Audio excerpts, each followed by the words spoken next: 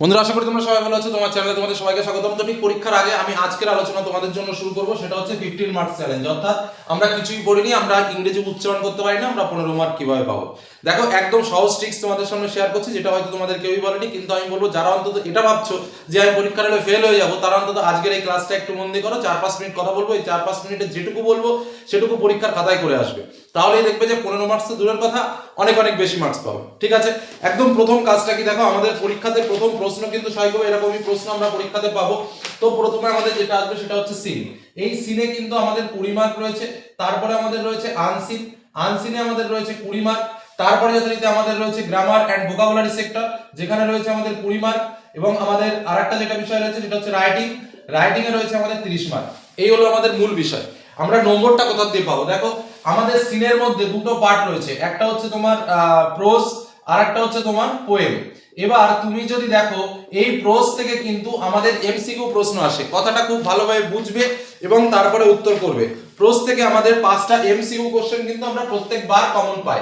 এইবার এই 5টা এমসিকিউ কোশ্চেন যদি আমরা করতে পারি, যারা একটু বুঝে ওই যে প্যাসেজটা দেওয়া আছে প্যাসেজটা থেকে একটু দেখে বুঝে যদি করতে পারো, তাহলে স্বাভাবিকভাবে কিন্তু এখান থেকে তুমি 5 মার্ক ইজিলি পাবে। একই রকম ভাবে পোয়েমের ক্ষেত্রে দেখতে পাবে যে আমাদের ট্রু ফলস পাবো আমরা, সরি তোমার প্রোজের ক্ষেত্রে আমরা দেখবে আরো ট্রু ফলস পাবো আমরা দুটো। সেই ট্রু ফলসটাও যদি আমরা করতে পারি, তাহলেও কিন্তু আমরা অন্ততপক্ষে ট্রু আর ফলস এটুকু যদি করতে পারি, তাও কিন্তু আমরা 2 পাবো। ঠিক আছে, আমাদের কিন্তু বেশি মার্ক আছে, ট্রু ট্রু ফলসে কিন্তু আমাদের 4 মার্ক। আমরা যদি ট্রু আর ফলস শুধু সেটিকেও লিখতে পারি, তাও কিন্তু আমরা 2 মার্ক পাবো। এবং যদি আমরা তার সঙ্গে সাবঅর্ডিনেটিং সেন্টেন্সটা আমরা দিয়ে দিই যে কোন সেন্টেন্সের পরিপ্রেক্ষিতে আমি এই কথাটা বলছি, তাহলে কিন্তু আমরা 4-এ 4 পেতে পারি। তো এই জায়গাটা কিন্তু আমাদের খুব ভাইটাল। এবং প্রোজের ক্ষেত্রে আমার যে 2 মার্কের কোশ্চেন বা 1 মার্কের কোশ্চেন আমাদের ডিটেলসে লিখতে আসে, সেটাও দেখবে প্রশ্নের শেষ অংশে যে পার্টটা আছে তার সঙ্গে আমার প্যাসেজের কোন অংশের মিল রয়েছে, শুধু সেই মিল অংশটুকু দেখে সেই লাইনটা, তার আগের লাইনটা, তার পরের লাইনটা, এই দুটো তিনটে লাইনকে টার্গেট করে একটু বুঝিয়ে উত্তরটা করবে। এইটুকু করতে পারলেই কিন্তু তোমরা প্রোজ তোমাদের ক্লিয়ার। আর প্রোজ ক্লিয়ার করতে পারলে কিন্তু এই ঠিক একইভাবে পোয়েমের থেকেও কিন্তু তোমরা উত্তর করতে পারবে, একইভাবে আনসারের থেকেও কিন্তু উত্তর করতে পারবে। তাহলে সিস্টেমটা কি আমি আরেকবার একটু বলে দেখি। সিস্টেমটা হচ্ছে আমাদের সিনের ক্ষেত্রে এমসিকিউ কোশ্চেন, সিনের ক্ষেত্রে আমাদের কমপ্লিট সেন্টেন্স অর্থাৎ 3 মার্কের আমাদের শর্ট টাইপের প্রশ্ন আসে, ট্রু ফলস আসে। এবং আমাদের কবিতা থেকে আমাদের এমসিকিউ আসে 4টে, আর 2 মার্কের কোশ্চেন আমাদের করতে হয় দুটো 4টে। অর্থাৎ এই যে 8 মার্ক পোয়েমের থেকে, আর প্রোজের থেকে হচ্ছে 12 মার্ক, এই যে 20টি মার্ক, এই 20টি মার্ক শুধুমাত্র দেখে দেখে কাজ, মানে কোথায় কি লেখা রয়েছে সেটা দেখে আমাকে উত্তর করতে হবে। এই দেখে দেখে কাজ করতে গেলে শুধু একটাই অপশন, আমাকে যে প্রশ্নটা দিল সেই প্রশ্নটার বাক্যটা, কথাটা ভালোভাবে বুঝবে, সেই প্রশ্নটার যে শব্দগুলো, সেই শব্দগুলো আমার যে সিনের প্যাসেজটা রয়েছে সেই প্যাসেজের মধ্যে কোথায় লেখা আছে সেই বাক্যটা, কথাটা খুব ভালোভাবে বুঝবে। তাহলে সেই বাক্যটা দেখেই আমি কিন্তু বুঝে যাব যে আমার এই প্রশ্নের উত্তরটা কি আছে।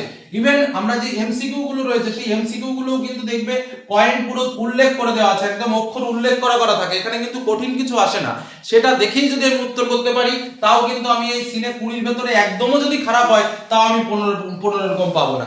একদম একই রকম ভাবে আমরা যদি আনসিন প্যাসেজে যাই, তাহলেও কিন্তু আমরা দেখতে পাবো আমাদের আনসিনের ক্ষেত্রে 6টা এমসিকিউ কোশ্চেন আমরা পাবো। এবং স্বাভাবিকভাবে আমরা ট্রু ফলস কিন্তু 3টে পাবো, তার সঙ্গে এক্সট্রা মার্ক। আমি এই ট্রু ফলস গুলো যদি শুধু ট্রু বা ফলস আমরা লিখে আসি, তাও কিন্তু আমি নম্বর পাবো। আমি যদি স্টেটমেন্টটা নাও দিই, তো এই 6টা এমসিকিউ যদি আমি সব করে আসি ঠিকঠাক ভাবে, বা সম্পূর্ণ ঠিকঠাক না হলেও 4-5 মার্ক কিন্তু আমি ওই উত্তর দেখে কোনটা বলেছে সেটা আমি এই প্যাসেজের মধ্যে থেকে দেখে কিন্তু বের করতে পারবো খুব ইজিলি। এবং সেইটুকু সময় তোমাকে দিতে হবে, তোমাকে অর্থ বোঝা লাগবে না, তোমাকে প্যাসেজ বোঝা লাগবে না, শুধু দেখতে হবে যে আমাকে যে লাইনটা দিয়ে প্রশ্ন দিয়েছে সেই লাইনটা প্যাসেজের মধ্যে কোথায়, অর্থাৎ শুধু খুঁজে বের করা। এই খুঁজে বের করা জিনিসটাই কিন্তু ইংরেজির মূল রহস্য। যে তুমি খুঁজে অন্তত বের করতে পারো যে এই প্রশ্নটা কোথায় আছে, সেই লাইনটা ধরে ধরে লিখে দাও তার উত্তরে, এটুকু অন্তত করো, তাও কিন্তু কিছু মার্ক পাবে। এটা গেল তোমার সিন এবং আনসিনের মূল বিষয়। এই পার্টটা যদি কেউ ভালো করে করো, তাহলে সে ন্যূনতম এই 20-40-এর ভেতরে 15 তোমাদের টার্গেট আমি গ্যারান্টিতে বলছি। কেউ যদি শুধুমাত্র এইটুকু খুঁজে খুঁজে করো, তাও সে এই 40-এর ভেতরে 30-এর কম কিন্তু সে পাবে না, এটা কিন্তু মাথায় রাখো। প্রথম কথা বলে রাখলাম। দ্বিতীয় কথা, আমার এই যে গ্রামার অ্যান্ড ভোকাবুলারি 20 আমি এটা স্টপ রাখছি, আপাতত আমি স্টপ রাখছি। আমি এই রাইটিং পার্টে আসি। রাইটিং পার্টে 30টা মার্ক, 3টে বিষয়। আমি তোমাদের বলেছিলাম যে এবার আমাদের মূল ইম্পর্টেন্ট যে বিষয় রয়েছে সেটা হচ্ছে letter writing, notice, biography, paragraph. একটা হচ্ছে আমাদের মূল ইম্পর্টেন্ট বিষয় এবং একটার মধ্যে থেকে আসবে। যাই হোক, এখন তোমরা পড়নি বা সেরকম ভাবে প্রিপারেশন নাওনি। আমি বলবো প্রত্যেকটা প্যাসেজের শেষে দেখবে যেটা দিয়েছে তোমাদের পরীক্ষায় তার নিচে এরকম ভাবে 3টে বা 4টে করে পয়েন্ট করে দেওয়া আছে, ঠিক আছে? আর স্বাভাবিকভাবে একটা প্রশ্ন দেওয়া থাকবে। তো এই 4টে 5টা যে পয়েন্ট রয়েছে এই পয়েন্ট দেখে দেখে আমি এই 4টে 5টা বাক্য রচনা করে দেব। আমার জন্য উত্তরটা একদম ফাঁকা না থাকে, এটা যেন মাথায় থাকে। আমি যদি সেটুকু ন্যূনতম করতে পারি তাহলেও কিন্তু আমি প্রত্যেকটা প্যাসেজে কম করে, আমি বেশি মার্ক ধরলাম না, 4 থেকে 5 করে কিন্তু আমি প্রত্যেকটা প্যাসেজে পাবো। শুধুমাত্র যে পয়েন্টগুলো রয়েছে সেই পয়েন্টগুলোর উপরে একটা বা দুটো line simple present tense, present indefinite tense আমি লিখবো। বেশি কঠিনেও আমি যাব না। হ্যাঁ, যদি গল্প আসে তাহলে তো কিছু করার নেই, 5 মিনিট করতে হবে। তো এইটুকু কাজ শুধু দেখে দেখে আমাকে লিখতে হবে। তাও যদি আমি করি তাও 3টেতে করলে কম করে 3 3 9 আমি 10ই ধরলাম, 10-এর কম কিন্তু আমার আসে না। আর এদিকে তো আমাদের 30 রইলই, তাহলে 30 আর 10 40, এর নিচে কিন্তু ইংরেজিতে নম্বর আসে না, এটা কিন্তু মাথায় রেখো। এইবার আমরা যদি গ্রামারের সেক্টরে যাই, দেখবে গ্রামারের ক্ষেত্রেও কিন্তু এমসিকিউ টাইপের প্রশ্ন থাকবে। কিভাবে গ্রামার এমসিকিউ টাইপের প্রশ্ন থাকবে?